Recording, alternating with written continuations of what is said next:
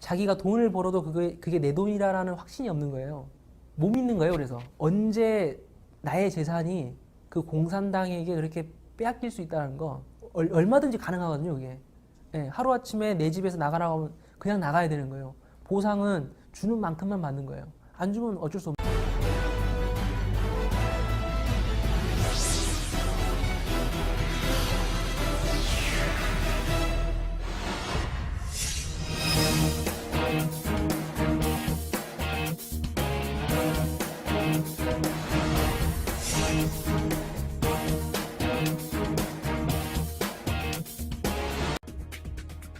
자산의 대부분은 시진핑의 누나 치 차오차오와 그녀의 남편 덩자구이가 소유하고 있는 것으로 알려졌습니다. 이번에 ICIJ, 즉 국제탐사보도 언론인 협회가 취재한 결과 시진핑의 매형인 덩자구이가 영국령 버진 아일랜드의 페이퍼 컴퍼니를 갖고 있는 것으로 드러났습니다. ICIJ가 입수한 자료에 따르면 이 유령 회사는 시진핑이 중국 최고 권력 기구인 공산당 중앙정치국 상무위원회의 위원으로 있던 2008년 3월 설립됐습니다. 홍콩에 있는 대행사를 통해 만들어졌으며 시진핑의 매형은 대표이자 주주로 나옵니다. 덩자구이가 이 유령 회사를 만든 목적과 자금 유출 규모는 아직 확인되지 않았습니다. 지난 2012년 중국 위성통신그룹의 회장으로 취임한 원자버오의 아들 원잉숭은 2006년 영국령 버진 아일랜드의 페이퍼 컴퍼니를 설립합니다. 2006년은 원자바오의 총리 재임 시절입니다. 원자바오의 딸 원루춘의 남편 리우춘왕도 역시 장인의 총리 재임 시절인 2004년 버진 아일랜드의 페이퍼 컴퍼니를 만들었습니다. 원자바오의 사이 리우천왕은 하버드 대학에서 MBA를 따고 원자바오 총리의 딸과 결혼한 뒤 중국 은행감독위원회에서 고속 승진을 한 것으로 알려졌습니다. ICIJ의 국제공조 취재 결과 조세 피난처의 페이퍼 컴퍼니를 설립한 인사에는 리펑 전 총리의 딸, 후진타오 전 주석의 조카, 덩샤오핑 전 주석의 사위 등도 포함되어 있습니다. 중국의 최고 권력 집단인 공산당 중앙정치국 상무위원회에 전 현직 위원 5명이 연루된 겁니다. 정치국 상무위원회는 현재 7명으로 구성되어 있습니다. 이번에 조세 피난처의 페이퍼 컴퍼니를 설립한 것으로 드러난 중국 고위층 인사들 가운데 10여 명은 이른바 태자당 그룹으로 분류됩니다. 공산당 고위층과 군 출신 원로의 자제나 손자 등으로 대를 이어 권력과 부를 누리고 있는 이른바 홍색 귀족으로 불리는 인사들입니다. 또 중국의 최고 국가기관인 전국인민대표대회의 현직 대표들도 역의 유령회사 설립 대열에 빠지지 않았습니다. 통링 비철금속 회장 웨이장홍과 중국 최대 온라인 회사 창업자인 마후아텅이 바로 그들입니다.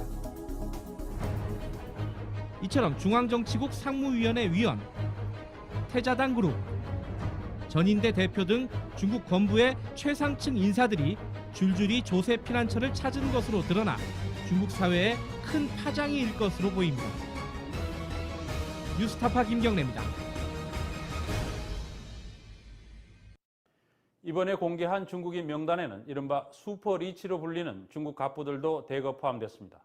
이들의 개인 재산만도 한 사람당 평균 4조 원에 이릅니다. 특히 이들은 지난 2008년 베이징 올림픽을 전후해서 중국 경제가 고도의 호황을 누리던 시절 막대한 부를 축적하면서 대거 조세 피난처를 찾은 것입니다.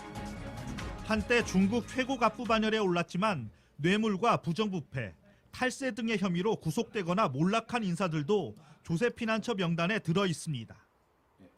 중국 최대 가전 유통업체인 권웨이 그룹의 황광희, 두주환 부부. 이들은 2004년 홍콩 증시 상장으로 개인 자산이 8조 원을 넘어서는 등 한때 중국 최대 갑부 반열에 올랐지만 4년 뒤인 2008년 주가 조작과 자금 세탁, 탈세 등의 혐의로 체포됐고 유죄 판결을 받았습니다. ICIJ가 중국 프로젝트를 통해 폭로한 중국 갑부 16명의 재산은 모두 61조, 한 명당 평균 4조 원에 이릅니다. ICIJ는 지난 2000년 이후 지금까지 중국에서 유출된 자산이 최대 4천조 원에 이를 것으로 추산했습니다. 한편 IMF 자료에 따르면 영국령 버진 아일랜드가 2012년에 3,180억 달러, 우리 돈으로 320조 원가량을 중국에 직접 투자한 것으로 나타났습니다. 작은 섬이 홍콩에 이어 두 번째로 높은 대중국 투자 국가인 셈입니다. 이는 막대한 중국 내 자금이 조세피난처 유령 회사로 유출된 후 자금 세탁 등을 거쳐 다시 중국에 들어온다는 뜻입니다. 그만큼의 액수가 탈세로 이어졌다는 것을 방증합니다. 서로가 얽혀 있기 때문에, 그다음에 뭐 솔직히 시진핑 자신도 정말 자신이 있을까요? 그 문제에 대해서 진짜 털어서 먼지 하나 안 나올까요? 근데 그런 정보는 서로가 다 공유하고 있다고 봐야죠. 네. 그렇기 때문에 서로가 그런 정보를 공유하고 약점을 서로가 쥐고 있다면은 못 움직이죠.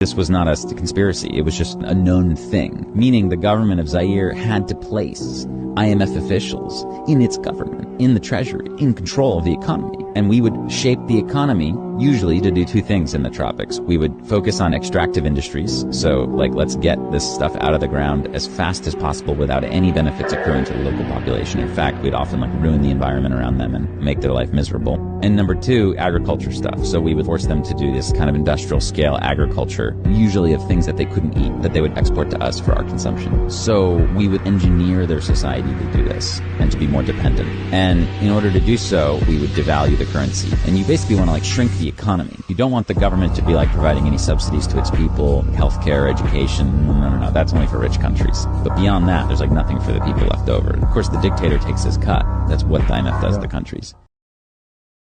Let's go back to 1776, May the 1st. Adam Weishaupt was commissioned by the Rothschild family to set up the goals to control and take over the world with a one world government. Het gaat over het financieren van oorlogen, het creëren van oorlogen, het creëren van eigenlijk heel veel ellende in deze wereld. Dus ook heel veel strijd. Ja. En dan denk ik van jeetje, de mensen moesten eens weten hoe de wereld werkelijk in elkaar zit. Dus de hele wereld is niet de wereld van waar we allemaal van denken dat de wereld is zoals die is. Ik bedoel, het zijn allemaal gewoon vriendjes. Dat denkt iedereen van, hey, deze wereld is met plus en min en zwart en groen. Maar op een hoger niveau is het een spel. Het zijn vriendjes. Ja. Maar ze hebben zich wel te houden aan alle regels en wetten die ze zelf hebben gecreëerd om de rest van de samenleving daar te houden. En dat het niet erg druk wordt in de top. Dus je moet wel volgens je eigen regels gaan spelen. Nou, dus hetgeen wat daar speelt, dat is dat je dus wil dat niemand het spoor kan vinden of kan volgen. Buitenom de top is niemand in de onderlagen die kan volgen wat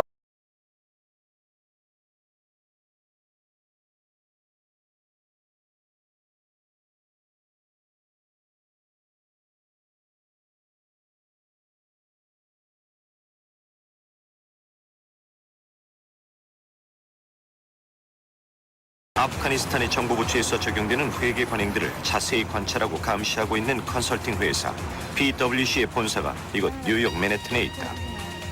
PwC는 세계 142개국에 지사를 두고 있는 거대 기업으로 세계 각지에서 일하는 직원 수만 해도 약 12만 명에 달한다고 한다. PwC는 사기업의 회계 감사를 실시하거나 개발도상국이 시장 경제 국가로 전환할 수 있도록 원조를 하는 역할을 한다. 약 10년이 넘는 시간 동안 PwC는 자그마치 500여 건에 달하는 정부 프로젝트를 진행했다. 중국의 은행 개혁, 칠레의 세법 개정, 아르메니아의 전력시장 재건, 몽고의 사회복지제도, 그 외 중앙아메리카와 남아메리카, 아프리카, 러시아, 중동, 그리고 아시아에 이르기까지 PWC의 활동 범위는 세계 80여 개국으로 뻗어 있다. 내용을 전 세계로 전파시키는 데에는 IMF가 결정적인 역할을 해왔다. 자본시장의 자유화, 국가기관 산업의 민영화, 정부의 긴축 재정, IMF는 이러한 기본적인 원칙을 가지고 경제 위기에 처한 개발도상국에 개입해 지원을 펼쳤다. 그 첫 번째 대상은 중앙아메리카와 남아메리카였고 이후 러시아와 아시아도 IMF의 지원을 받았다. 특히 1990년대에는 경제 위기가 전염병처럼 여러 국가로 퍼져나갔다. IMF는 경제 재건을 위한 지원금을 제공하는 조건으로 해당 국가의 강력한 구조조정을 요구했다. 90년대 아시아의 경제 위기는 인도네시아의 심각한 경제 불안정을 야기했다. 많은 기업들이 부도를 일으켰고 실업률은 심각한 상황에 이르렀다. IMF는 인도네시아에 지원금을 대출해주는 대가로 구조조정을 요구했다. IMF는 경제 위기에 처해 있는 개발도상국이 성장의 기초를 다질 수 있도록 지원하는 역할을 합니다. 그리고 다양한 구조 조정을 통해 그 역할을 수행하게 되는 거죠. 자유화, 민영화, 긴축 재정. 이것이 IMF가 개발도상국을 재건하는 데 있어 가장 중시하는 시장 원리다. 그러나 이러한 방식의 구조 조정은 많은 경우 자국민들의 강한 반발을 불러일으키기도 한다. 90년대 후반 한국은 경제 위기로 인해 나라 전체가 혼란에 빠졌다. IMF는 한국의 기업의 구조 조정을 요구했고 노동자들은 그 요구에 강하게 저항했다. IMF가 공금 횡령 사건과 관련해 강건한 대응을 취했던 인도네시아. 인도네시아 국민들은 IMF의 예산 삭감 정책에 대해 크게 분노하며 IMF를 비난했다.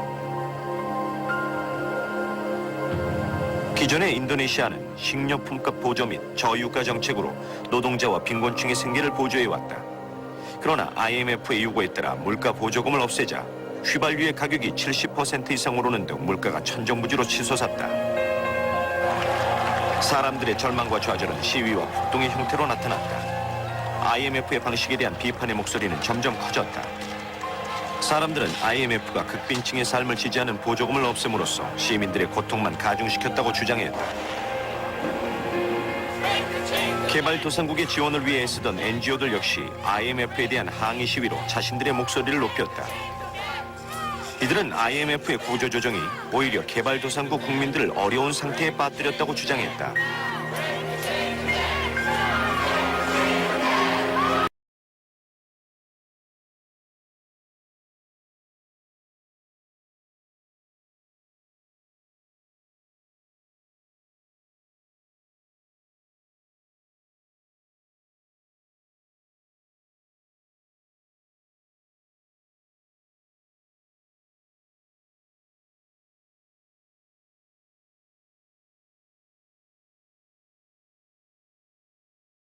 근대 들어서 발생한 대형 사고들은 우연한 자연 발생적인 사건으로 보이지만 사실 그 내막에는 거대한 손에 의한 보이지 않는 음모들이 숨어있다.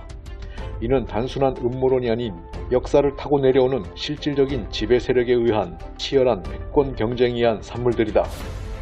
그 대표적인 예가 바로 타이타닉호 침몰 사건이다. 1912년 4월 10일 JP 모건 소유의 화이트 스타라인사의 타이타닉호가 역사적인 대서양 횡단의 처녀 항해를 시작했다. 하지만 나흘 뒤인 4월 14일 새벽 2시 베테랑 에드워드 스미스 선장의 인도에도 불구하고 풍산과 충돌하여 1,500여 명의 사망자를 낸 대형 사고가 발생하게 된다. 이 타이타닉호 침몰이 우연한 사건인 것 같지만 이 이면에는 미국의 중앙은행을 설립하고자 한 미국 건국 당시 서유럽의 교황청과 봉건 군주들이 미국의 자유의 바람을 막고자 시도한 최대의 목표였다. 이를 위해 그들의 앞잡이인 제스위트와 로스차일드 가문이 이용됐는데 이들을 통해 미국의 중앙은행을 설립하기만 하면 아무리 자유민주 국가라 할지라도 경제적으로는 미국을 위시한 모든 국가를 자신들의 경제적 예속 상태로 묶어놓을 수 있었기 때문이었다. 그리하여 타이타닉 침몰 이전에 록펠러 가문과 JP 모건 그리고 로스차일드 가문으로 이루어진 금융카르텔은 1910년 미국 조지아주의 외딴섬 지킬섬에서 미국의 중앙연방은행을 설립하기 위한 회의를 열고 이 회의에서 중앙연방은행의 설립에 장애물이 되는 거물급 부호들과 정치인들을 제거하기 위한 계획을 세운다. 이들의 방법은 연방은행 설립에 방해되는 인사들을 타이타닉호의 역사적인 첫 항해에 초대하여 바다에 수장시키는 것이었다. 그리하여 이 일에 또다시 암살과 협잡의 명수인 제수이트들이 사용되었다. 이들은 신권 정치에 완전히 영혼을 판 자들로서 교황을 하나님으로 섬기고 교황이 통치하는 세상이 바로 지상낙원이라고 믿도록 철저히 세뇌된 자들이었다. 이들은 이 땅에 교황권을 다시 세우는 일이라면 자신의 목숨까지도 바칠 각오가 된 자들이었다. 이들의 선서를 한번 들어보자. 또 나는 다음을 생각합니다. 송장과 시체처럼 나는 내 자신의 의견이나 정치적 유보는 어떠한 형태로든 갖지 않을 것입니다. 그러나 교황이나 나의 상관으로부터 받는 모든 명령은 일일이 지체 없이 복종할 것입니다. 그리하여 타이타닉호의 소유주이며 제수이트의 끈아풀인 JP 모건은 타이타닉의 역사적인 처녀 항해에 막대한 재력과 영향력으로 연방은행 설립을 방해했던 각계의 거물급 인사들을 초대하는데, 여기에는 당시 세계의 3대 부자였던 광산왕 마이어 구겐하임의 아들 벤자임 구겐하임, AC 백화점의 회장인 이사도로 스트라우스, 그리고 당시 세계 최고 갑부였으며 엠파이어 스테이트 빌딩의 실소유주이기도 했던 존 제이콥 아스트로 같은 인물들이 포함되어 있었다. JP 모건은 이들을 타이타닉호에 초대해놓고 자신은 몸이 안 좋다는 이유로 출항 직전에 배에서 내리게 된다.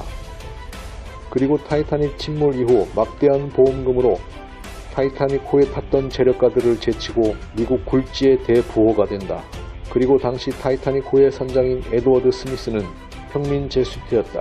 제수이트들은 신부들뿐만 아니라 문인, 화가, 교사, 정치인, 기술가 등 미국 각계에 포진되어 있었고, 타이타닉이 출항하기 직전 에드워드 선장과 제수이트 신부인 프란시스 브라운 신부가 선상에서 회동했던 일은 1986년 내셔널 지오그래픽이 제작한 타이타닉의 비밀이라는 제작 영상에서도 확인해 볼 수가 있다. 휴가 중이었던 프란시스 브라운 신부는 선객들의 의젓한 장면을 카메라로 잡았다. 이것은 그들 대부분이 영원으로 간 항해였다. 그런데 여기서 행운의 브라운 신부는 배에서 내렸다. 브라운 신부는 운명의 항해를 앞둔 타이타닉의 함교에 서서 밑을 내려다보는 스미스 선장의 모습을 카메라에 담았다.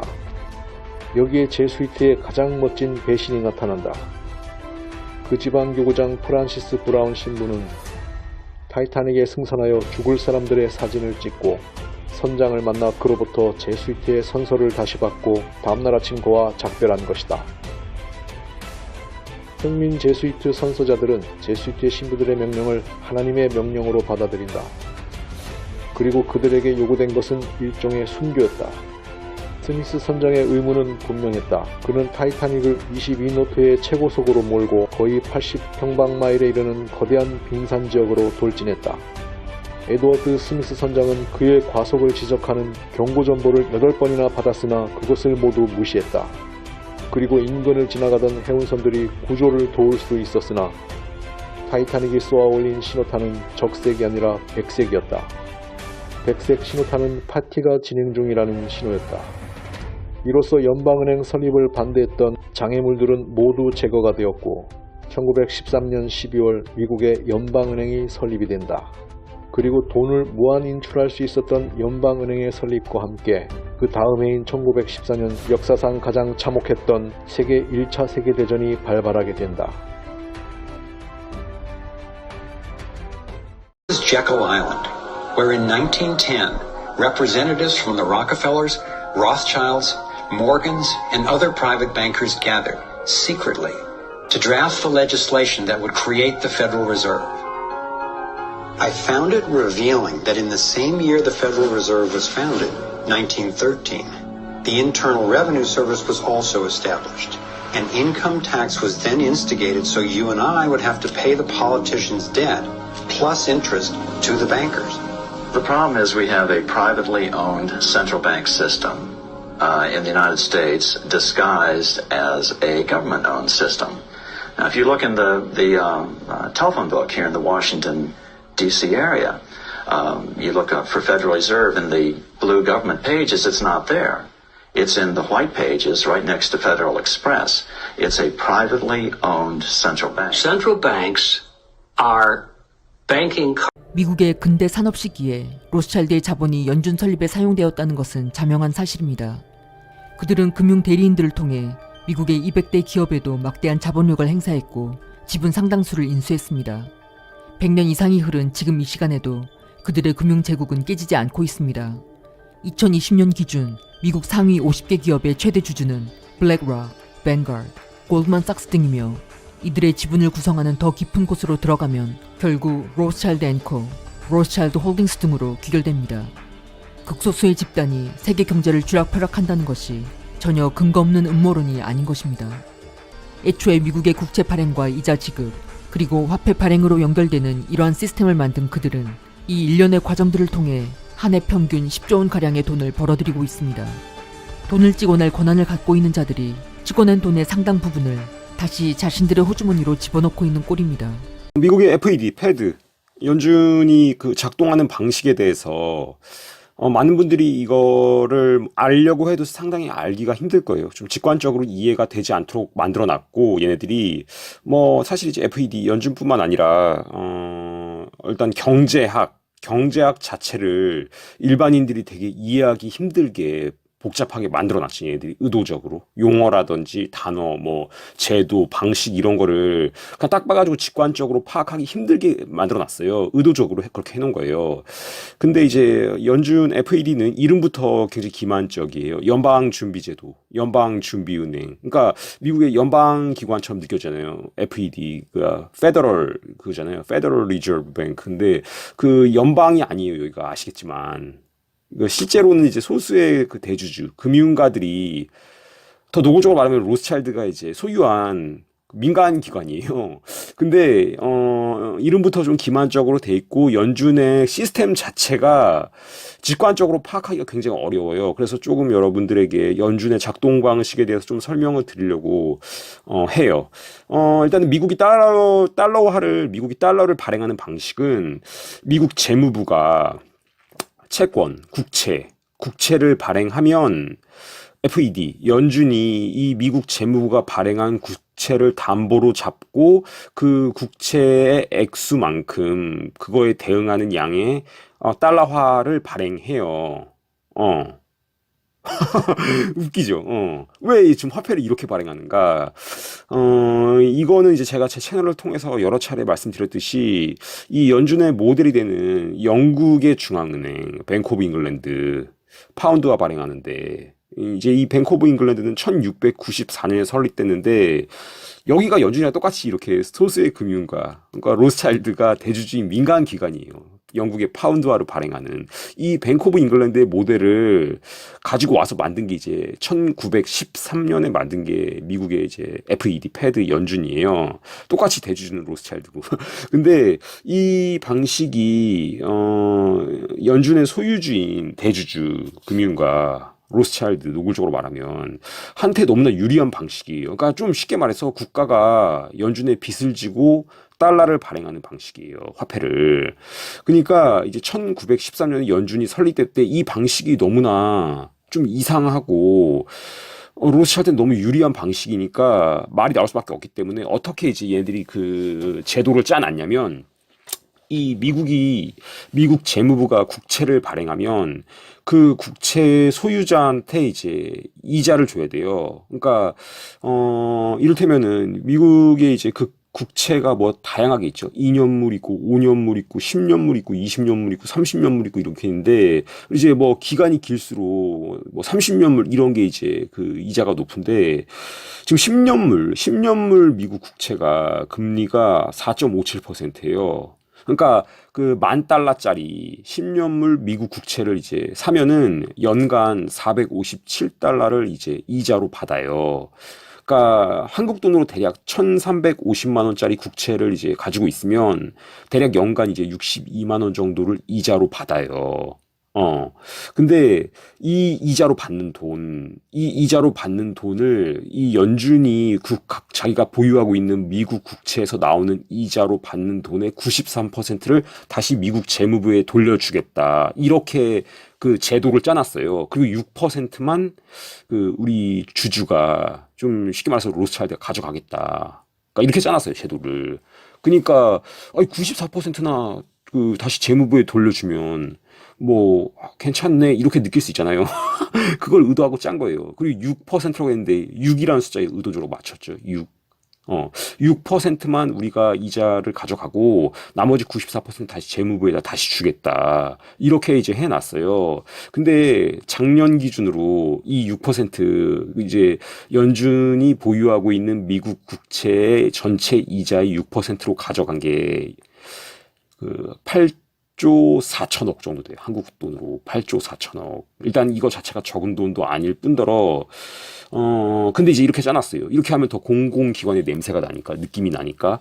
근데 그렇다면 이제 중요한 게 미국 국채는 누가 얼마나 보유하고 있는가. 이게 이제 또 관건인데, 대략적으로 미국 국채 소유자 비율을 말씀드리면, 그러니까 FED, 패드, 연준이 미국 국채, 지금까지 미국이 발행한 국채 전체의 23% 정도 갖고 있어요. 연준이, FED가. 미국이 지금 국가부채가 한국 돈으로 3경이 넘잖아요. 3경이 넘는 돈 중에 좀 과장해서 1경 정도가 연준이 갖고 있어요. 그 채권을. 그리고 이제 뮤추얼 펀드, 여기가 이제 14.6% 갖고 있는데, 이 뮤추얼 펀드에 이제 블랙락, 뱅가드, 스테이트 스트리트 이런 다 들어가는 거예요. 그러니까 이런 어떤 그 기관들, 금융, 걔네들이 이제 14.6%를 갖고 있어요. 미국 그 국채 전체 100%로 잡았을 때 14%를 이런 어떤 뮤추얼 펀드가 갖고 있고, 미국의 국민연금이라고 치고, 미국의 연금, 우리나라로 치면 국민연금, 미국의 국민연금이 13.5%를 갖고 있어요.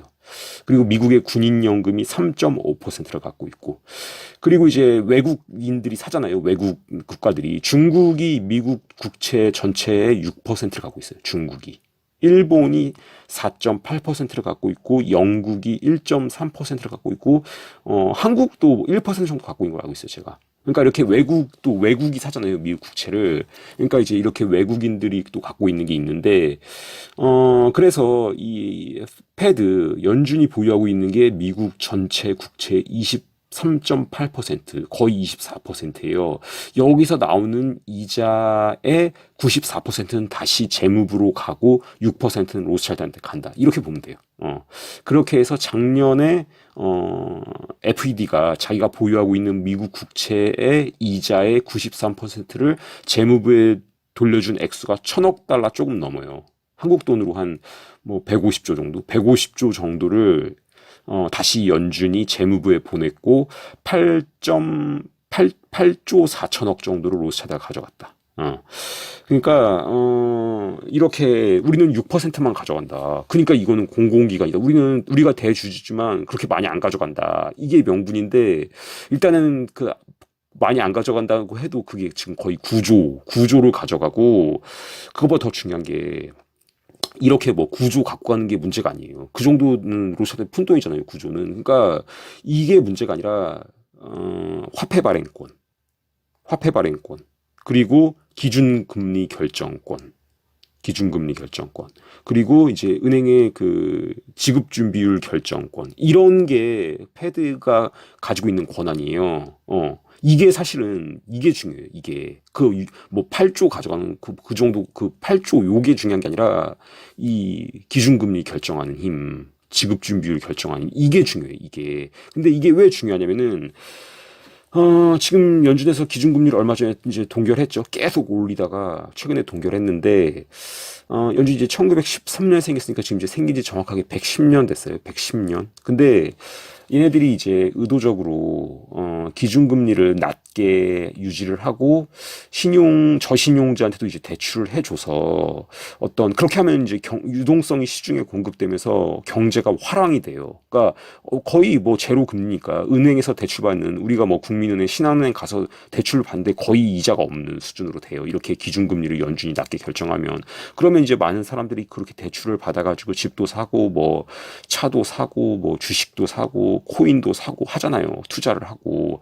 근데 이제 이렇게 하고 어떤 기업도 이 금리가 거의 제로 금리이기 때문에 그걸 대출 받아가지고 설비 투자도 하고 사업도 확장도 하고, 이렇게 이제 어떤 되게 경기 화랑이 오는데, 그러다가 이제 얘네들이 어느 정도 시점에서 금리를 높여요. 그걸 정할 수 있는 권한이 이제 연준에 있으니까.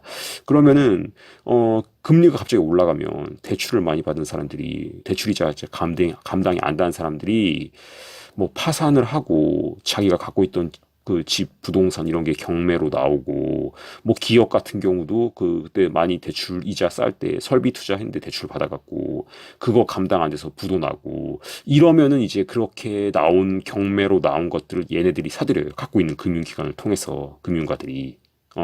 이걸 이제 전문 용어로 양털깎기라고 그러는데, 이걸 이제 지난 100년 동안 여러 차례 했어요. 1929년에 대공황도 이거고, 1987년에 그 블랙 먼데이, 그것도 이런 양털깎기 일환이었고, 최근에 이제 2008년에 서프라임 그 사태, 그것도 그런 양털깎기가 의도적으로 모기진을 굉장히 저신용자한테도 저율로 이제 대출을 받게 해가지고 막 부동산 사게 한 다음에 이제 서프라임 터트리면서, 그러면 이제 그 집 샀던 사람들 다 그 경매로 나오고 그 사람들 파산하고, 그러니까 그런 식으로 해가지고 지난 110년 동안 그 인류 전체 부의 상당 부분을 이제 얘네들이 갖게 됐어요. 그러니까 이런 어떤 이자율 결정하는 게 굉장히 막강한 힘인데, 화폐 발행권, 이자율 결정, 지급 준비율 결정, 이런 게 막강한 힘인데, 그걸 이제 얻기 위해서 얘네들이 자기들이 갖고 있는 채권에서 나오는 이자의 94% 다시 재무부로 주고 6%만 가져간다,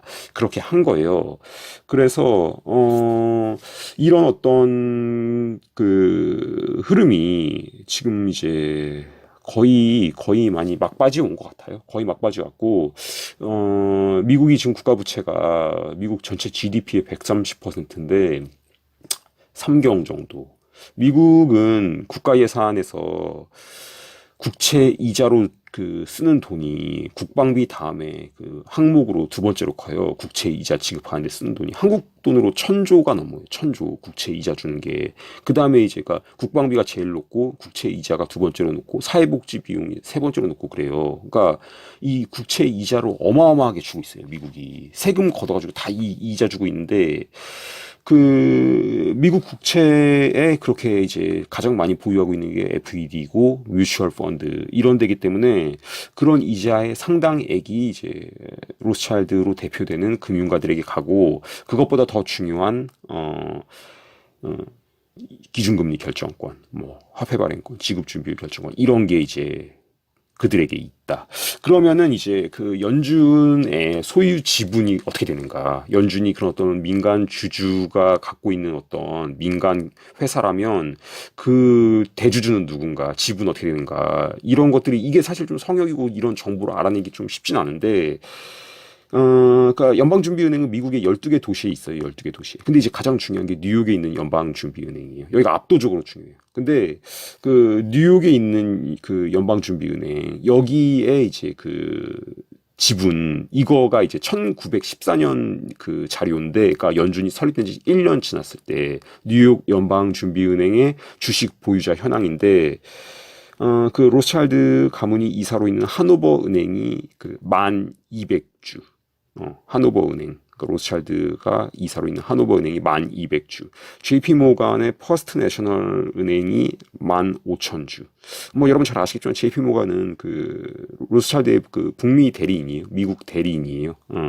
그리고 이제 폴 와버그의 뉴욕 내셔널 상업은행이 21,000주. 이 폴 와버그도 로스차일드 대리인이에요. 그리고 이제 체이스 은행이 6,000주, 케미컬 은행이 6,000주, 그리고 이제 그 록펠러랑 쿤롭의 뉴욕 내셔널 시티뱅크, 뉴욕 내셔널 시티 은행이 3만 주인데, 이 이제 그 내셔널 시티 은행이랑 그러니까 이게 합병을 해요, 자꾸. 아까 뭐 JP 모건의 퍼스트 내셔널, 이게 지금 이제 JP 모건 체이스예요, 지금. 그러니까 합병을 해요.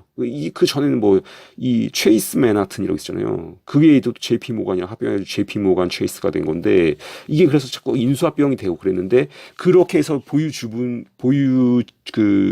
지분의 변화는 있지만, 궁극적으로 그 최상위 올라가면 결국에 로스차일드가 나와요.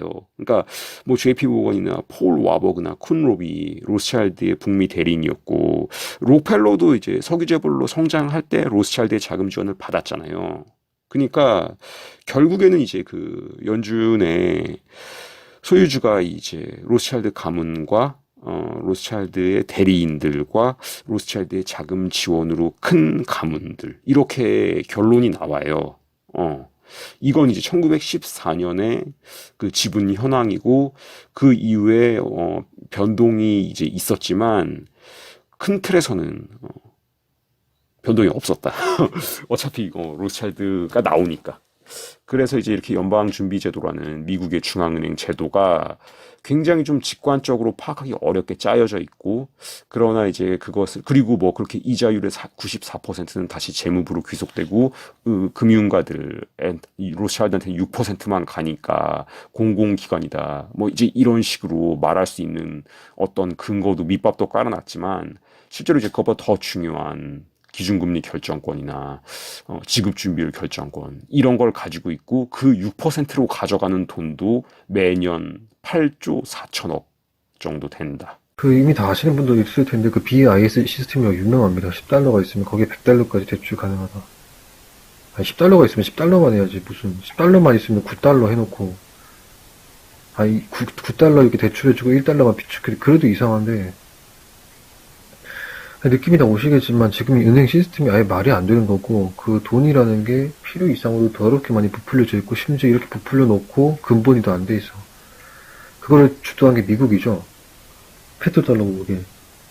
근데 아직까지 미국을 막 빨고 있는 새끼들은 대체 무슨 생각인지 정말 수준이 떨어지는 그렇게 살면 안 됩니다. 여러분 자신 속이면서 그렇게 막 세뇌해서 포근하게 너무 따뜻해 기분 좋아 전기 같은 거 살면 안 된다고. 좀 보면은 그 study the avoiding real reality first. 현실을 피하고 있지만 멸망한다 이런 거죠. 1933년부터 1945년까지 12년간 미국 대통령이었던 프랭클린 루즈벨트에 대해서 얘기해 보려고 하는데요. 루즈벨트는 1882년에 태어났고 하버드를 졸업한 후 1908년에 월스트리트에서 변호사로 일하다 1911년에 뉴욕주 상원의원으로 선출되면서 본격적으로 정치인으로 살게 되죠. 근데 좀 재밌는 게 이 1911년 루즈벨트가 뉴욕주 상원의원이 되면서 이제 본격적인 정치인의 삶을 시작한 해에 그 해에 루즈벨트가 뉴욕의 홀랜드 라지에서 프리메이슨에 가입을 했어요.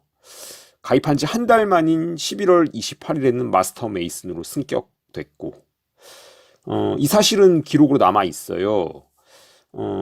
이 댓글에 이 사실에 관해서 이제 설명하고 있는 폴츠머스 세인트 존스 라치 홈페이지에 글을 링크 걸어 놓을게요. 선배 프리메이슨인 루즈벨트에 대해서 이 세인트 존스 라치 그 프리메이슨 홈페이지에 상당히 장황하게 써놨는데 관심 있는 분들은 한번 가셔서 보세요. 이 글에 따르면 루즈벨트는 1911년 10월 11일에 뉴욕의 홀랜드 라지에서 프리메이슨에 가입했다. 그리고 한 달 만인 11월 28일에 마스터 메이슨으로 승격됐고. 근데 이제 이 루즈벨트는 우드로 윌슨이 대통령일 때 해군 차관보로 임명되는데 참고로 이 우드로 윌슨이 대통령일 때 연준 FED, 패드가 만들어지죠. 1913년에. 근데 이 우드로 윌슨이 대통령일 때 루즈벨트가 해군 차관보로 임명이 돼요. 그래서 1차 세계대전 기간 동안 그리고 그 이후에 이제 우드로 윌슨의 대통령 임기가 끝날 때까지 계속 해군 차관보 직책을 수행하죠. 루즈벨트가. 그리고 이제 1928년에 뉴욕 주지사에 당선이 되고 그로부터 5년 뒤인 1933년에 이제 대통령까지 되는데, 루즈벨트가 이제 대통령에 취임한 게 1933년 3월인데, 대통령이 취임한 지 한 달 후인 4월 5일에 루즈벨트가 이제 행정명령 6102호를 발동해서 개인이 금화나 금괴, 금증서를 소지하지 못하도록 해요.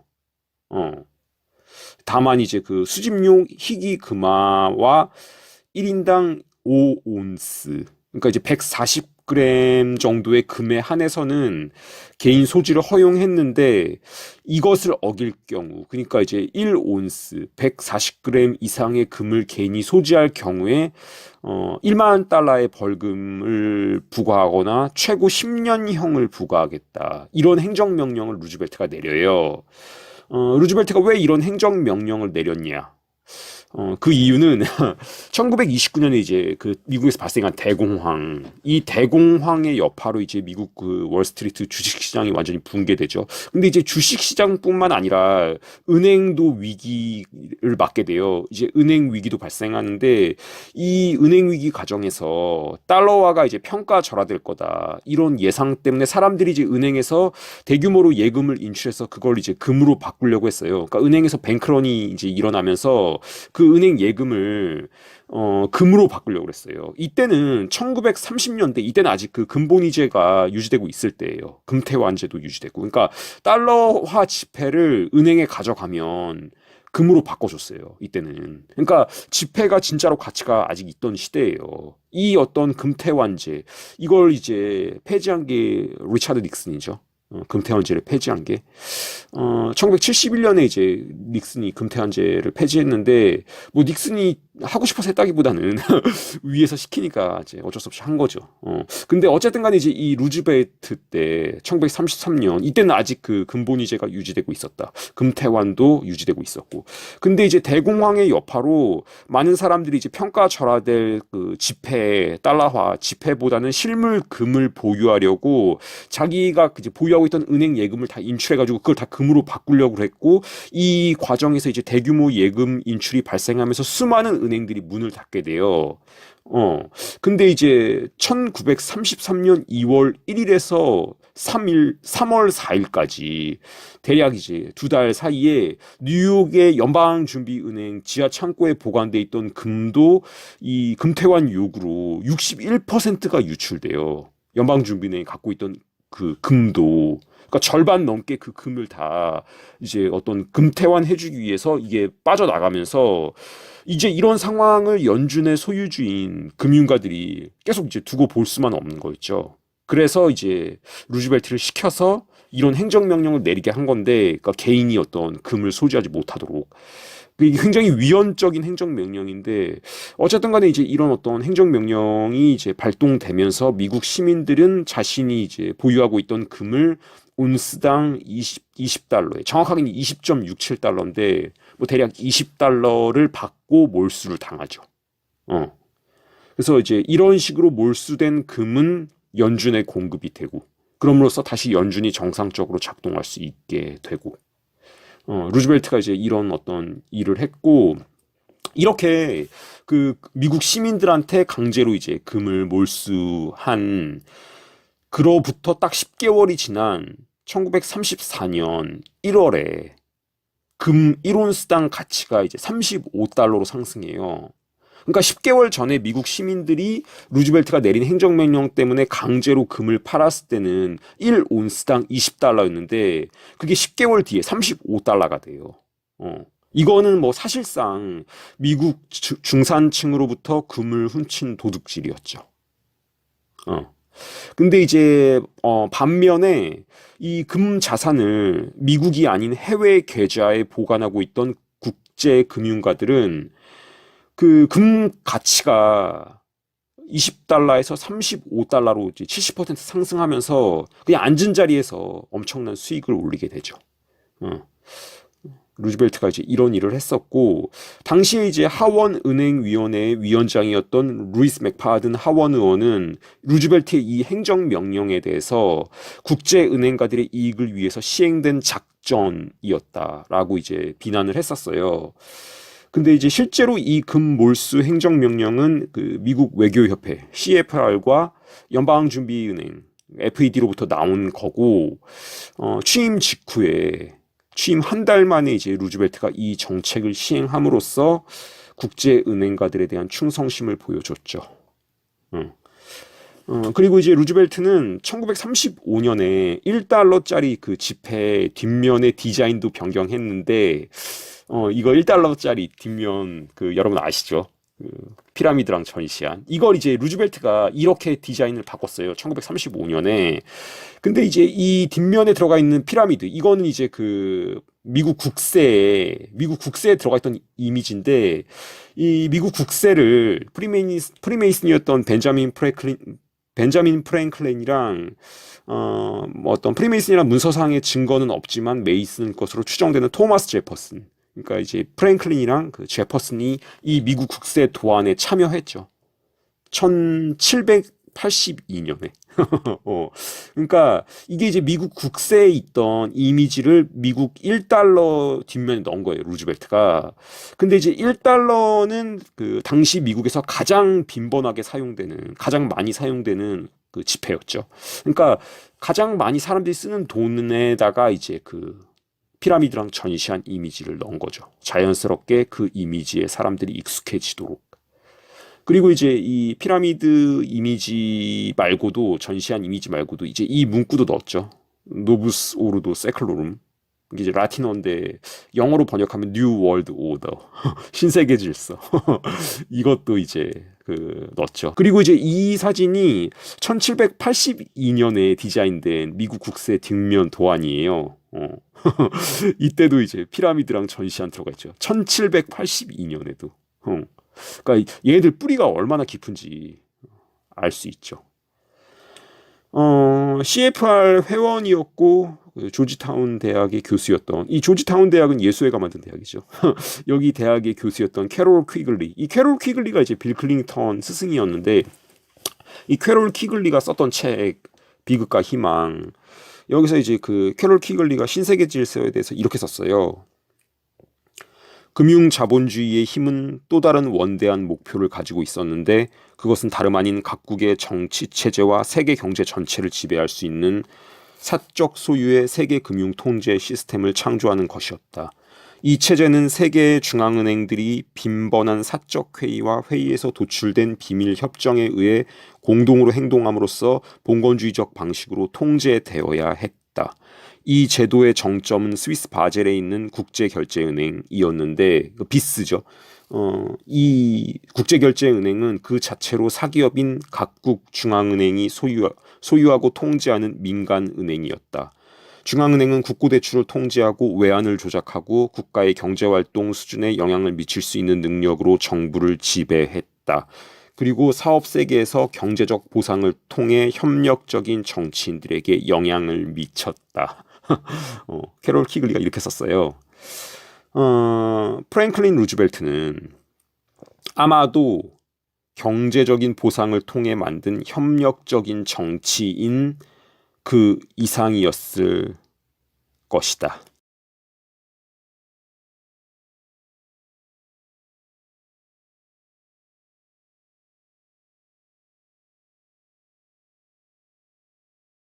The problem is we're not going to grow the economy. We're not going to create jobs by creating inflation, by debasing our money. It might make the stock market go up. It might make the real estate market go up. And so we can delude ourselves into thinking that we actually are growing the economy, but we're just growing the bubbles and growing the debt. And because the economy will never recover, because the Fed won't let it restructure, right, then the unemployment picture is going to continue to get worse, which means we're going to get more and more QE, and they're going to keep on increasing the dose until we overdose because we have a currency crisis, and then it's over.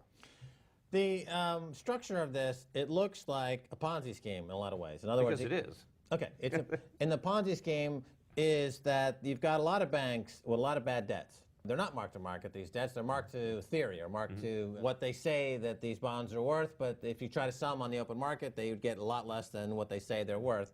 So this is like a huge Ponzi scheme. But the U.S. is not the only one involved in this Ponzi scheme, because here at the Bank of England, the new governor, Mark Carney, is speaking from the same playbook. He's saying, you know, we've got to basically keep rates low. They're artificially low. He wants to take bank debts, which are 400% of GDP. He's publicly said he wants to take them to 900% of GDP and take lower rates. The ECB, the European Central Bank, just cut their rate from 0.5% to 0.25%. So is this the same story around the world? Yeah, it's a Ponzi scheme built on a Ponzi scheme. You know, the thing about Ponzi schemes is they have to keep on growing.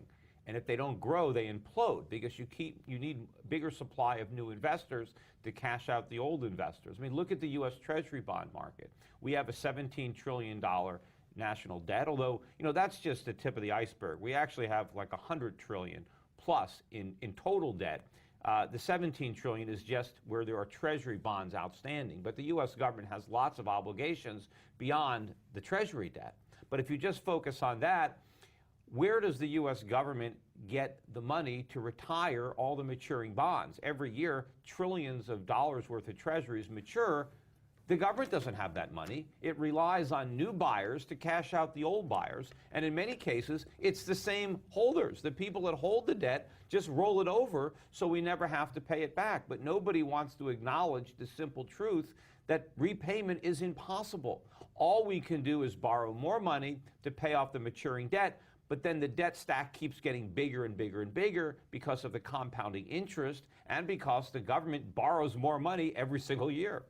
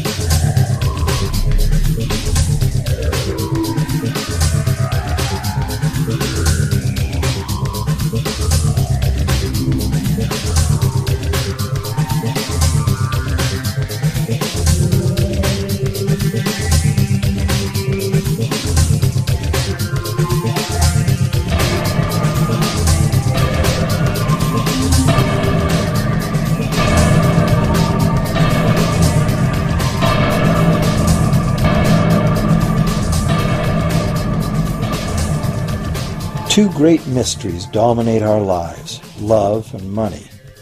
What is love is a question that has been endlessly explored in stories, songs, books, movies, and television. But the same cannot be said about the question, what is money?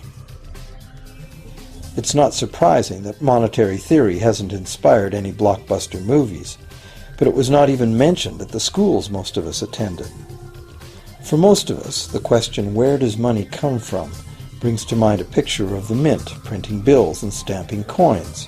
Money, most of us believe, is created by the government. It's true, but only to a point. Those metal and paper symbols of value we usually think of as money are indeed produced by an agency of the federal government called the Mint. But the vast majority of money is not created by the Mint. It is created in huge amounts every day by private corporations known as banks. Most of us believe that banks lend out money that has been entrusted to them by depositors. Easy to picture, but not the truth. In fact, banks create the money they loan, not from the bank's own earnings, not from the money deposited, but directly from the borrower's promise to repay. The borrower's signature on the loan papers is an obligation to pay the bank the amount of the loan plus interest, or lose the house, the car, whatever asset was pledged as collateral. That's a big commitment from the borrower. What does the same signature require of the bank? The bank gets to conjure into existence the amount of the loan and just write it into the borrower's account. Sound far-fetched? Surely that can't be true. But it is.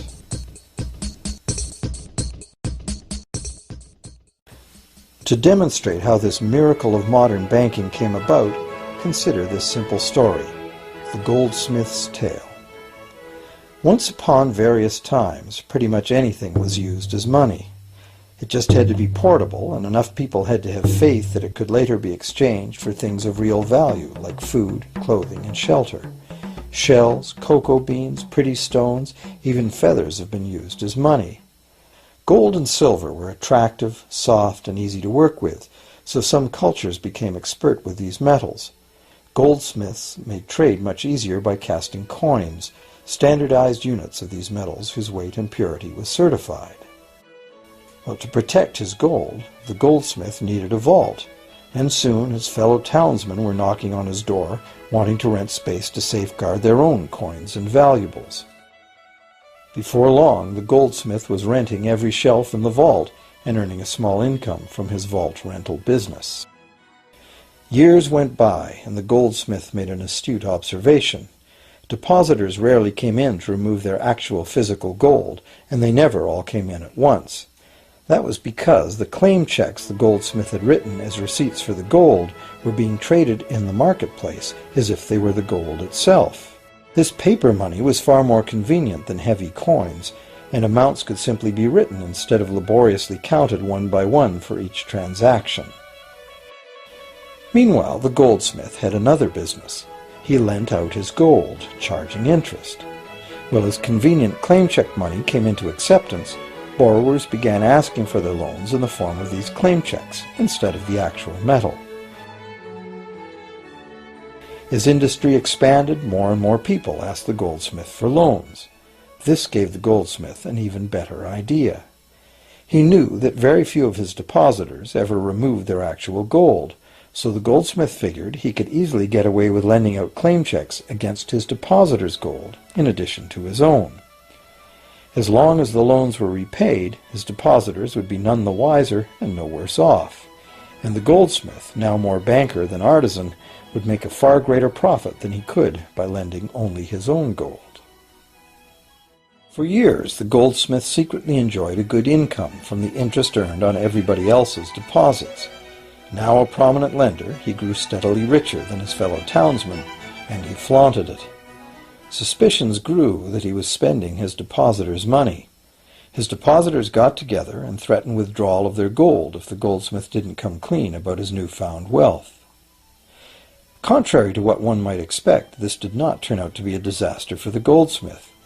Despite the duplicity inherent in his scheme, his idea did work. The depositors had not lost anything. Their gold was all safe in the goldsmith's vault. Well, rather than taking back their gold, the depositors demanded that the goldsmith, now their banker, cut them in by paying them a share of the interest. And that was the beginning of banking. The banker paid a low interest rate on deposits of other people's money that he then loaned out at a higher interest. The difference covered the bank's cost of operation and its profit. The logic of this system was simple, and it seemed like a reasonable way to satisfy the demand for credit. However, this is not the way banking works today. Our goldsmith banker was not content with the income remaining after sharing the interest earnings with his depositors, and the demand for credit was growing fast as Europeans spread out across the world. But his loans were limited by the amount of gold his depositors had in his vault. That's when he got an even bolder idea. Since no one but himself knew what was actually in his vaults, he could lend out claim checks on gold that wasn't even there. As long as all the claim check holders didn't come to the vault at the same time and demand real gold, how would anyone find out? This new scheme worked very well, and the banker became enormously wealthy on the interest paid on gold that did not exist. The idea that the banker would just create money out of nothing was too outrageous to believe, so for a long time the thought did not occur to people. But the power to just invent money went to the banker's head, as you can well imagine. In time, the magnitude of the banker's loans and his ostentatious wealth did trigger suspicions once again. Some borrowers started to demand real gold instead of paper representations. Rumors spread. Suddenly, several wealthy depositors showed up to remove their gold. The game was up. A sea of claim check holders flooded the street outside the closed doors of the bank. Alas, the banker did not have enough gold and silver to redeem all the paper he had put into their hands. This is called a run on the bank, and it is what every banker dreads. This phenomenon of a run on the bank ruined individual banks and, not surprisingly, damaged public confidence in all bankers. It would have been straightforward to outlaw the practice of creating money from nothing.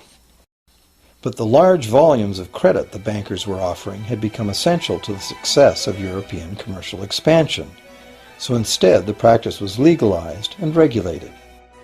Bankers agreed to abide by limits on the amount of fictional loan money that could be lent out. The limit would still be a number much larger than the actual value of gold and silver in the vault. Quite often the ratio was 9 fictional dollars to 1 actual dollar in gold. These regulations were enforced by surprise inspections. It was also arranged that, in the event of a run, central banks would support local banks with emergency infusions of gold. Only if there were runs on a lot of banks simultaneously would the banker's credit bubble burst and the system come crashing down.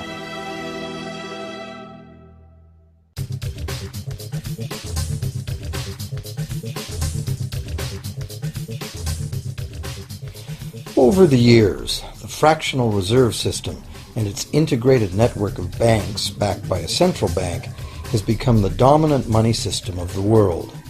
At the same time, the fraction of gold backing the debt money has steadily shrunk to nothing. The basic nature of money has changed. In the past, a paper dollar was actually a receipt that could be redeemed for a fixed weight of gold or silver. In the present, a paper or digital dollar can only be redeemed for another paper or digital dollar. In the past, privately created bank credit existed only in the form of private banknotes, which people had the choice to refuse, just as we have the choice to refuse someone's private check today. In the present, privately created bank credit is legally convertible to government-issued fiat currency, the dollars, loonies, and pounds we habitually think of as money. Fiat currency is money created by government fiat or decree, and legal tender laws declare that citizens must accept this fiat money as payment for debt, or else the courts will not enforce the obligation. So now the question is, if governments and banks can both just create money, then how much money exists? In the past, the total amount of money in existence was limited to the actual physical quantities of whatever commodity was in use as money. For example, in order for new gold or silver money to be created, more gold or silver had to be found and dug out of the ground. In the present, money is literally created as debt. New money is created whenever anyone takes a loan from the bank. As a result, the total amount of money that can be created has only one real limit: the total level of debt.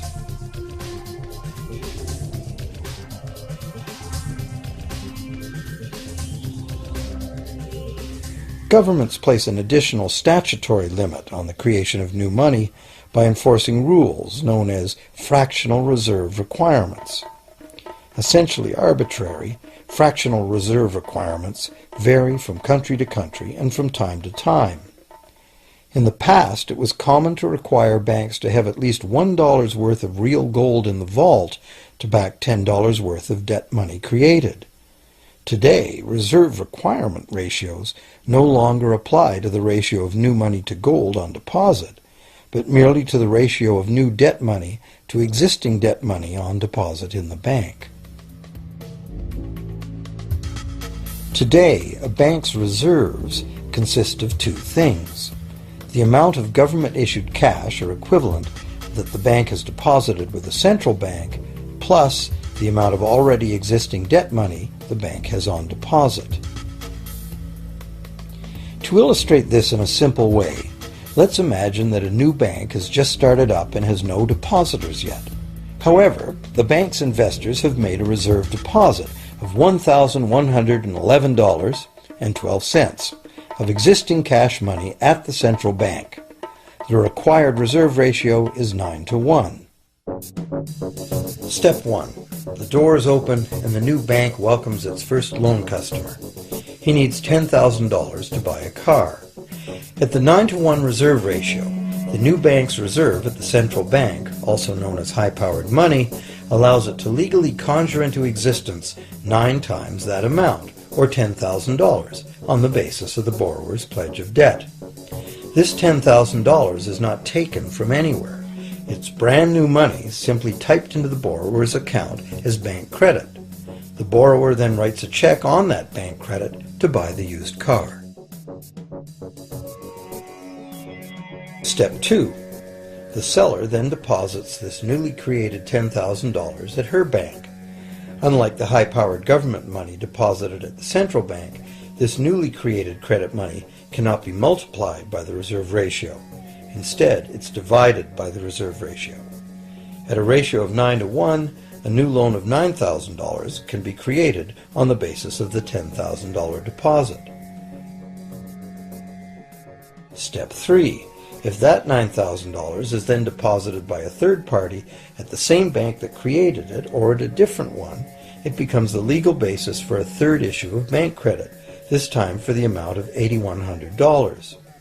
Like one of those Russian dolls where each layer contains a slightly smaller doll inside, each new deposit contains the potential for a slightly smaller loan in an infinitely decreasing series. Now, if the loan money created is not deposited at the bank, the process stops. That's the unpredictable part of the money creation mechanism. But more likely, at every step, the new money will be deposited at a bank, and the reserve ratio process can repeat itself over and over until almost $100,000 of brand new money has been created within the banking system. All of this new money has been created entirely from debt, and the whole process has been legally authorized by the initial reserve deposit of just $1,111.12, which is still sitting untouched at the central bank. What's more, under this ingenious system, the books of each bank in the chain must show that the bank has 10% more on deposit than it has out on loan. This gives banks a very real incentive to seek deposits in order to be able to make loans, supporting the general but misleading impression that loans come out of deposits.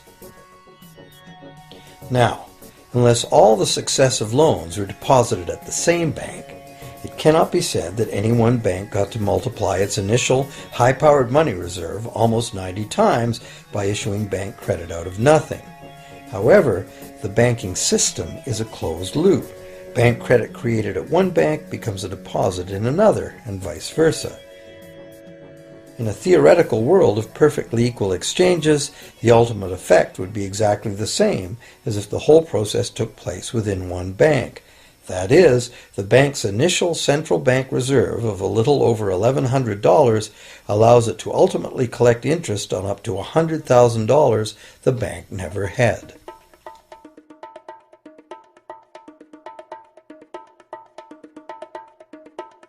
If that sounds ridiculous, try this. In recent decades, as a result of steady lobbying by the banks, the requirements to make a reserve deposit at the nation's central bank have all but disappeared in some countries, and actual reserve ratios can be much higher than 9-to-1. For some types of accounts, 20-to-1 and 30-to-1 ratios are common. And even more recently, by using loan fees to raise the required reserve from the borrower, banks have now found a way to circumvent reserve requirement limitations entirely. So, while the rules are complex, the common sense reality is actually quite simple. Banks can create as much money as we can borrow.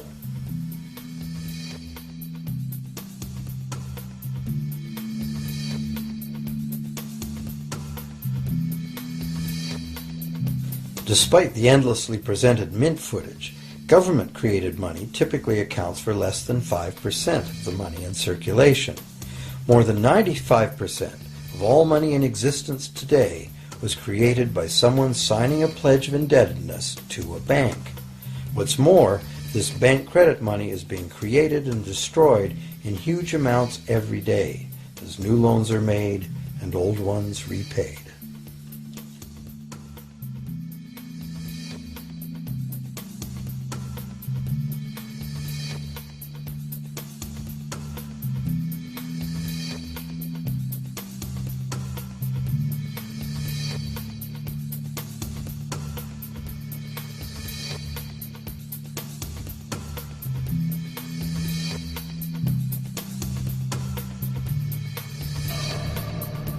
Banks can only practice this money system with the active cooperation of government.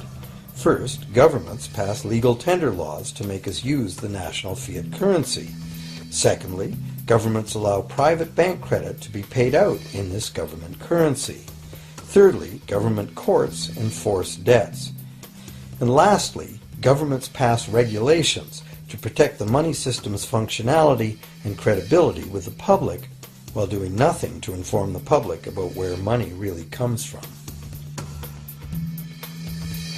The simple truth is that when we sign on the dotted line for a so-called loan or mortgage, our signed pledge of payment, backed by the assets we pledge to forfeit should we fail to pay, is the only thing of real value involved in the transaction. To anyone who believes we will honor our pledge, that loan agreement or mortgage is now a portable, exchangeable, and saleable piece of paper. It's an IOU. It represents value and is therefore a form of money. This money the borrower exchanges for the bank's so-called loan. Now, a loan in the real world means that the lender must have something to lend. If you need a hammer, my loaning you a promise to provide a hammer I don't have won't be of much help. But in the artificial world of money, a bank's promise to pay money it doesn't have is allowed to be passed off as money, and we accept it as such.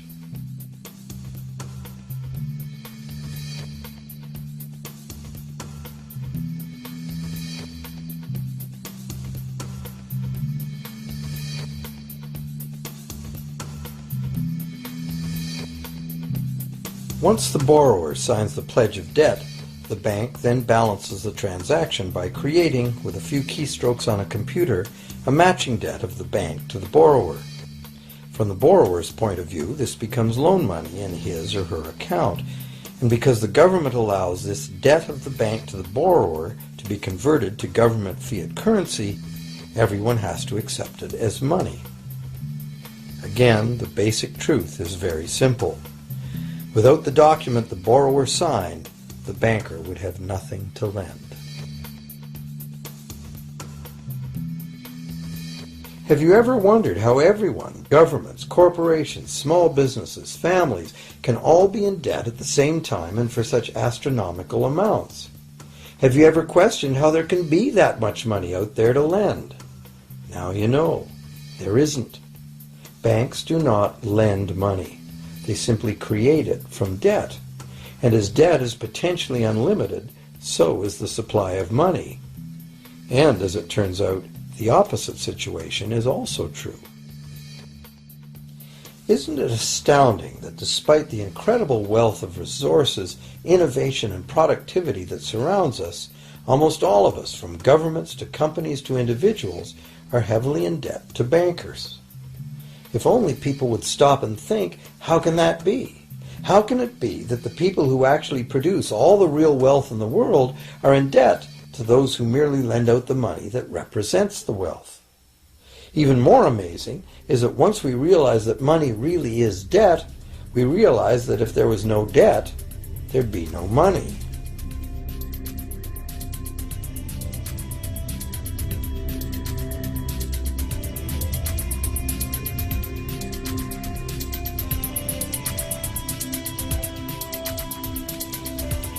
If this is news to you, you are not alone.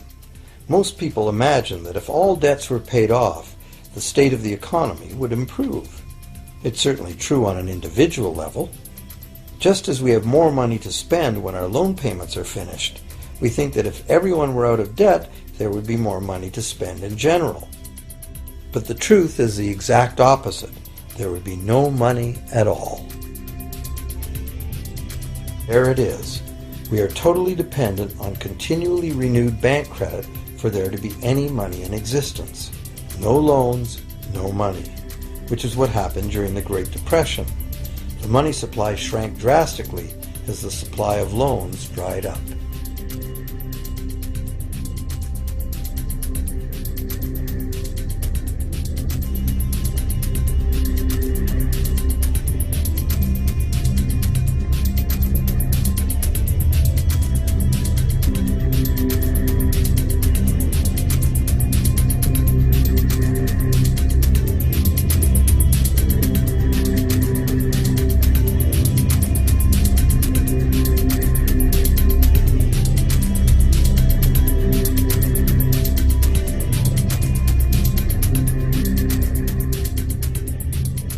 And that's not all.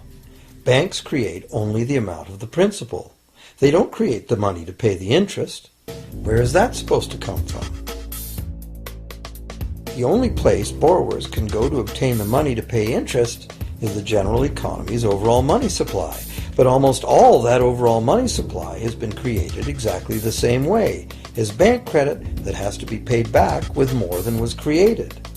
So everywhere there are other borrowers in the same situation, frantically trying to obtain the money they need to pay back both principal and interest from a total money pool which contains only principal.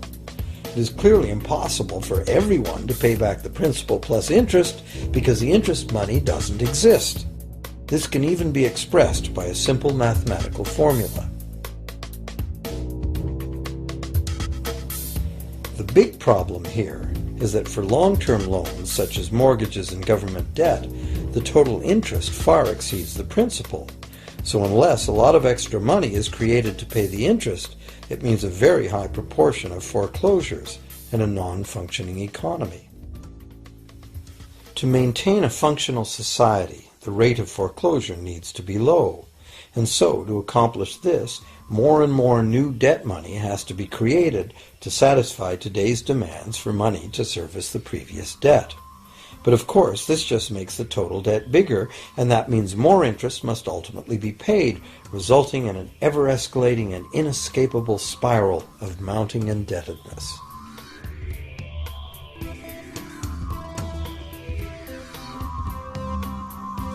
It is only the time lag between money's creation as new loans and its repayment that keeps the overall shortage of money from catching up and bankrupting the entire system.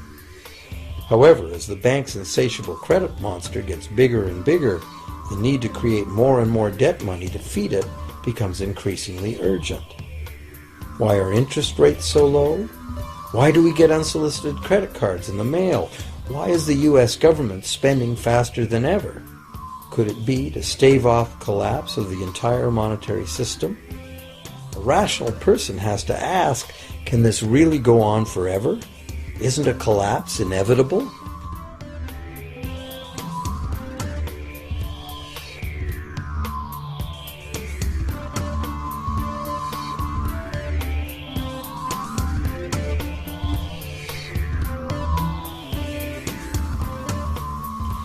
Money facilitates production and trade. As the money supply increases, money just becomes increasingly worthless unless the volume of production and trade in the real world grows by the same amount. Add to this the realization that when we hear that the economy is growing at 3% per year, it sounds like a constant rate, but it's not.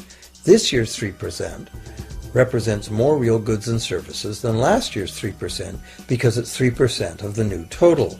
Instead of a straight line as is naturally visualized from the words, it is really an exponential curve getting steeper and steeper.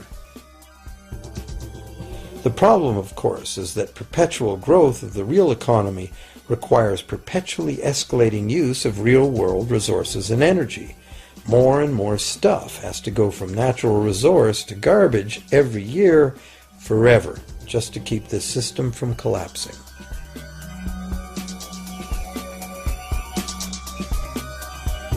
What can we do about this downright scary situation?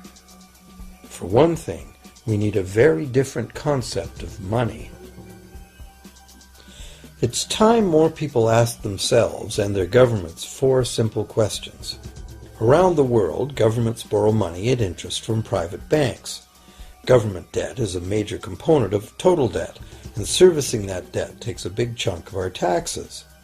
Now we know that banks simply create the money they lend, and that governments have given them permission to do this.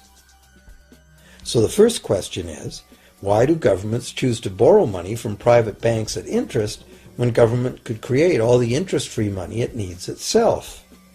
And the second big question is, why create money as debt at all?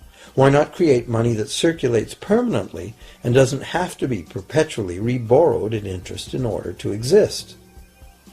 The third question, how can a money system that can only function with perpetually accelerating growth be used to build a sustainable economy? Isn't it logical that perpetually accelerating growth and sustainability are incompatible. And finally, what is it about our current system that makes it totally dependent on perpetual growth? What needs to be changed to allow the creation of a sustainable economy? At one time, charging any interest on a loan was called usury and was subject to severe penalties, including death. Every major religion forbade usury. Most of the arguments made against the practice were moral. It was held that money's only legitimate purpose was to facilitate the exchange of real goods and services. Any form of making money from simply having money was regarded as the act of a parasite or of a thief. However, as the credit needs of commerce increased, the moral arguments eventually gave way to the argument that lending involves risk and loss of opportunity to the lender, and therefore attempting to make a profit from lending is justified. Today, these notions seem quaint. Today, the idea of making money from money is held as an ideal to strive for. Why work when you can get your money to work for you? However, in trying to envision a sustainable future, it's very clear that the charging of interest is both a moral and a practical problem. Imagine a society and economy that can endure for centuries because, instead of plundering its capital stores of energy, it restricts itself to present-day income. No more wood is harvested than grows in the same period. All energy is renewable: solar, gravitational, geothermal, magnetic, and whatever else we discover. This society lives within the limits of its non-renewable resources by reusing and recycling everything, and the population just replaces itself. Such a society could never function using a money system utterly dependent on perpetually accelerating growth. A stable economy would need a money supply at least capable of remaining stable without collapsing. Let's say the total volume of this stable money supply is represented by this big circle. Let's also imagine that moneylenders must actually have existing money to lend. If some people within this money supply begin systematically lending money at interest, their share of the money supply will grow. If they continually reloan at interest all the money that gets paid back, what's the inevitable result? Whether it's gold, fiat, or debt money doesn't matter. The moneylenders will end up with all the money. And after the foreclosures and bankruptcies are all filed, they'll get all the real property too. Only if the proceeds of lending at interest were evenly distributed among the population would this central problem be solved. Heavy taxation of bank profits might accomplish this goal, but then why would banks want to be in business? If we were ever able to free ourselves of the current situation, we could imagine banking run as a non-profit service to society, dispersing its interest earnings as a universal citizen dividend, or lending without charging interest at all.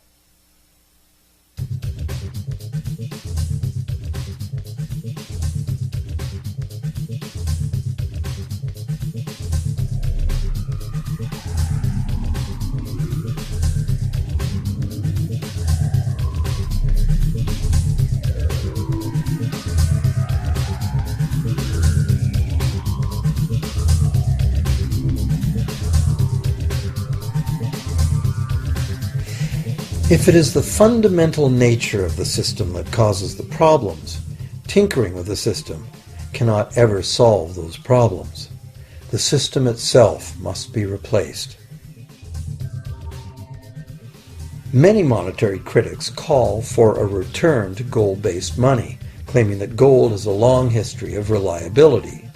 They ignore the many scams that can be played with gold: shaving coins, debasing the metal, cornering the market, all of which were abundantly practiced in ancient Rome and contributed to its fall.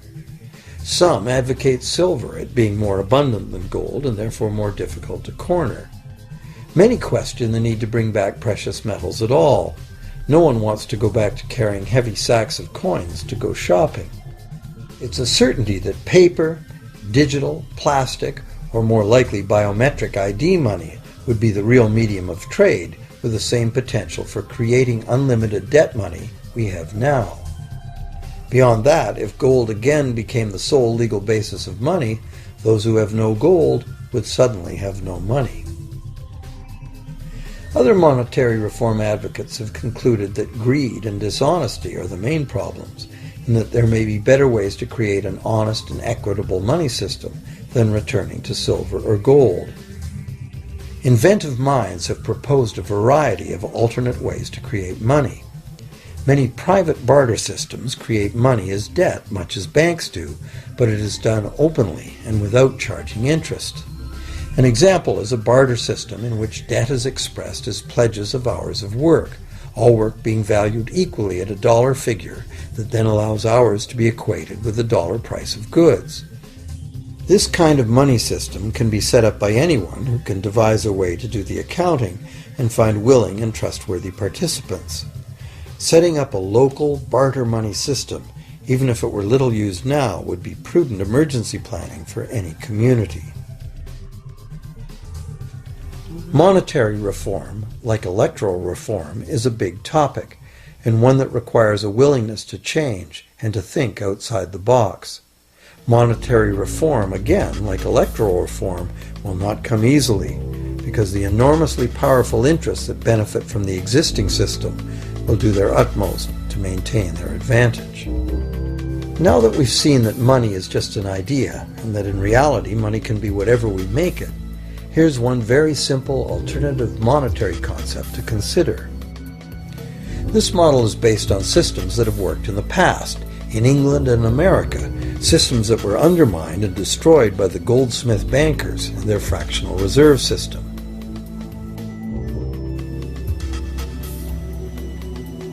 To create an economy based on permanent interest-free money, money could simply be created and spent into the economy by the government, preferably on long-lasting infrastructure that facilitates the economy, such as roads, railroads, bridges, harbors, and public markets. This money would not be created as debt, it would be created as value, that value being in the form of whatever it was spent on. If this new money facilitated a proportional increase in trade requiring its use, it would cause no inflation whatsoever. If government spending did cause inflation, there would be two courses of action available. Inflation is equivalent in effect to a flat tax on money.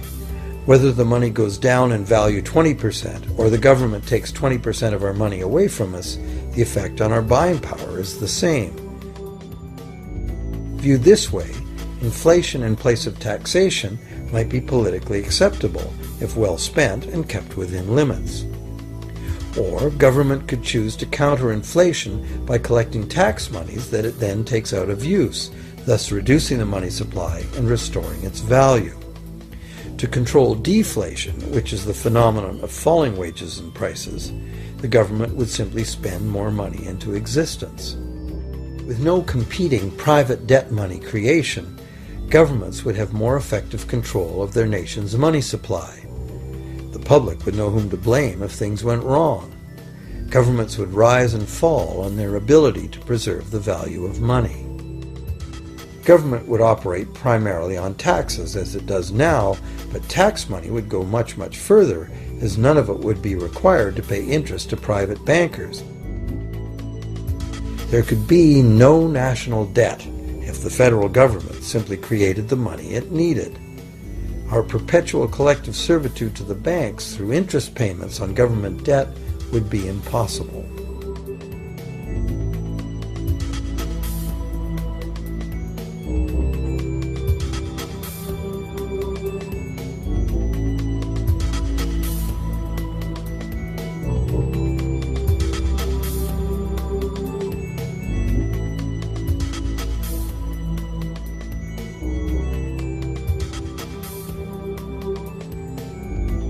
What we have been taught to believe as democracy and freedom has become in reality an ingenious and invisible form of economic dictatorship. As long as our entire society remains utterly dependent on bank credit for its supply of money, bankers will be in the position to make the decisions on who gets the money they need and who doesn't.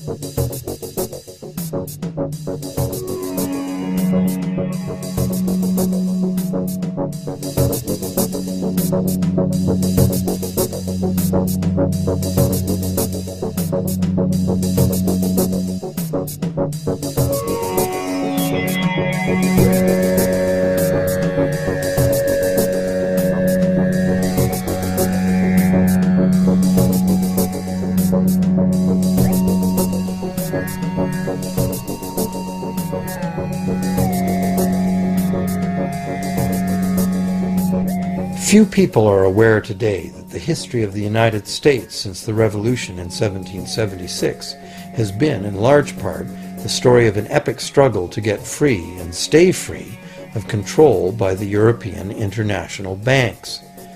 This struggle was finally lost in 1913 when President Woodrow Wilson signed into effect the Federal Reserve Act, putting the international banking cartel in charge of creating America's money.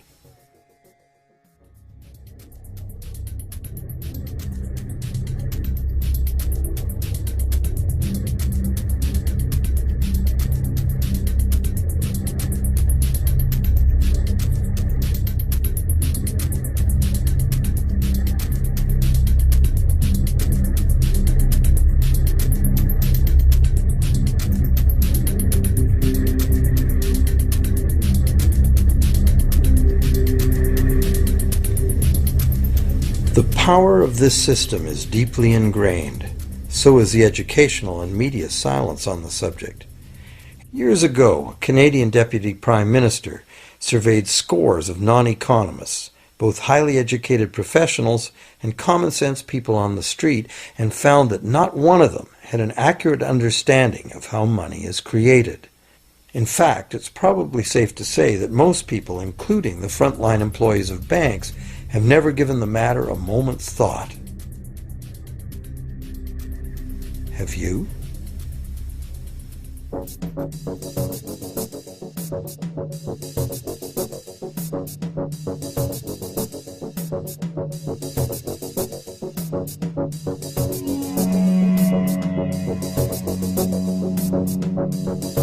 The modern money-as-debt system was born a little over 300 years ago, when the first Bank of England was set up with a royal charter for fractional lending of gold receipts at a modest ratio of 2 to 1. That modest ratio was just the proverbial foot in the door. The system is now worldwide, creates virtually unlimited amounts of money out of thin air, and has almost everyone on the planet chained to a perpetually growing debt that can never be paid off.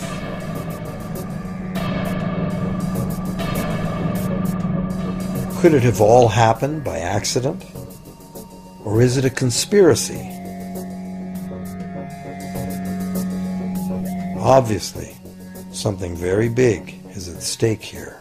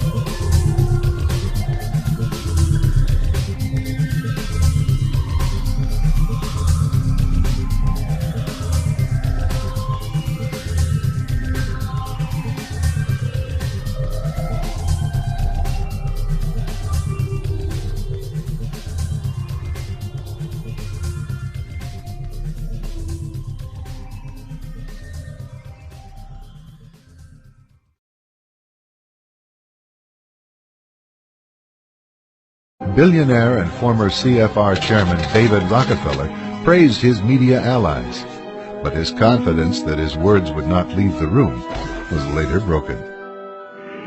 We are grateful to the Washington Post, the New York Times, Time Magazine, and other publications whose directors have attended our meetings and restricted their promises of discretion for almost 40 years. It would have been impossible for us to develop our plan for the world if we had been subject to the bright lights of publicity. But the world is now more sophisticated and prepared to march toward a world government. That these men aim to create a world system of financial control in private hands, able to dominate the political system of each country and the economy of the world as a whole. In short, they seek total and quiet control of the entire world.